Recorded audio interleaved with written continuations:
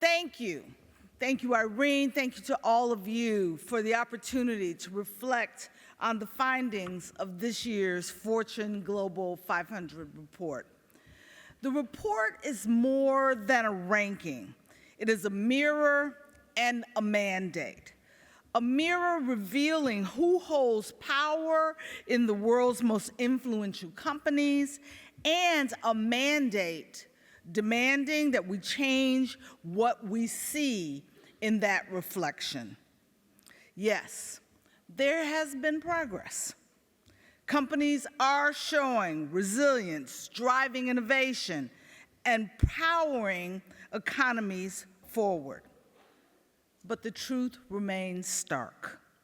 Women, especially women of color, are still missing from the rooms where decisions are made in too many places around the world. The boardrooms, the C-suites, the corner offices, even in the Global 500, the numbers remain painfully low.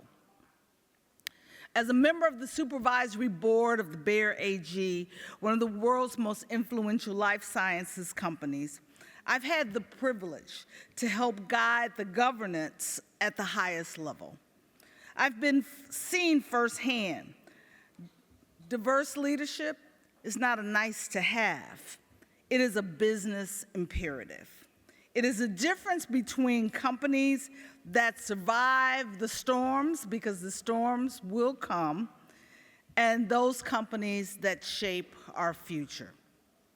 Europe has often set the pace when it comes to governance, and the EU's Women on Boards Directive is one more sign of what we've always known. Companies perform better when their leadership looks like the world they serve. That's not theory, it's data, it's evidence. Diverse boards make better decisions. Clearly navigating complexity more effectively, and diverse boards lead with the kind of empathy that today's global economy demands.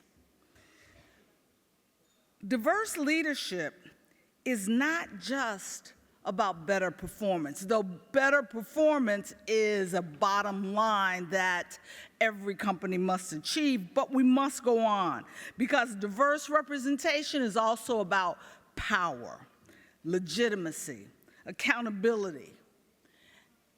And diverse representation is not a favor. It is the right thing to do.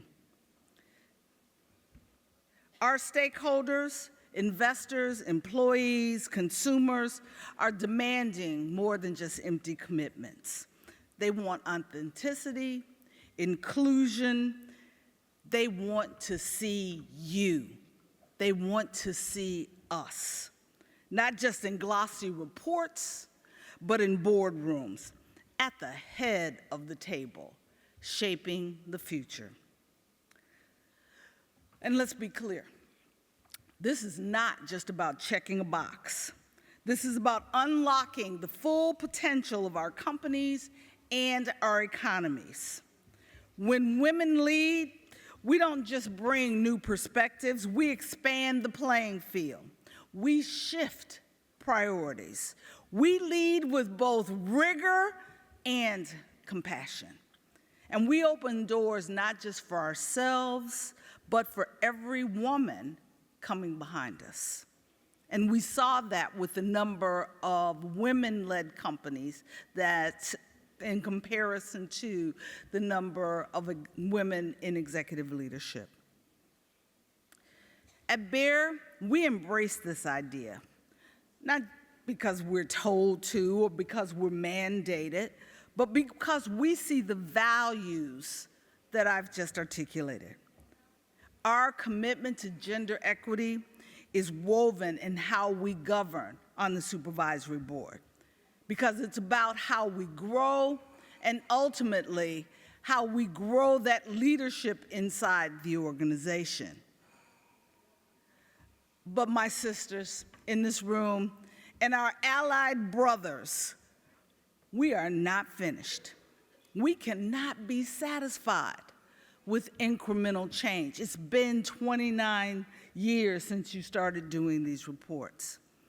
We must drive this change across the entire globe. We must also acknowledge a shifting axis of global economic power, as you saw in the data. Asian enterprises now account for nearly half of the Fortune Global 500. A remarkable ascent, signaling the region's expanding influence on everything from supply chains to innovation to capital markets. And yet, even as these companies rise, women remain noticeably absent from the boardrooms and executive leadership of many of Asia's corporate giants. This imbalance must not be accepted as a cultural norm or an inevitable lag. It is a missed opportunity, both moral and economic. A global economy cannot thrive when half the population is underleveraged. Companies competing on the global stage must reflect the diversity of our world, not just in markets, but in their leadership. Inclusion must accompany growth, or progress will remain incomplete. So here's the charge. Let us transform representation into power. Let us build diverse cultures, starting at the board level, but throughout the enterprise, from the C-suite to frontline managers. Diverse cultures that don't just include women, but trust women, follow women, and elevate women. Let us move from visibility to voice, from voice to influence, and from influence to transformative power. When we, as women, take our seats at that governance table, we are not just stewarding capital, we are rewriting the rules. We are making it impossible for anyone to say there is not a qualified woman, because we're setting the standard for what true leadership looks like. So let's use this year's Global 500 report not just as a scorecard, but as a rallying cry. A reminder that we are not done, a call to every company that claims to lead, look around your boardroom. If you do not see women, you are not leading, you are lagging. Because when women lead fully, unapologetically, and without ceilings, companies compete harder, adapt faster, and deliver more equitably. And we make clear to the world, leadership does not come in one color, one sex, one culture. It comes in excellence. And excellence looks like all of you. Indeed. Stand up. You've been sitting all morning. Stand up. Everybody stand up.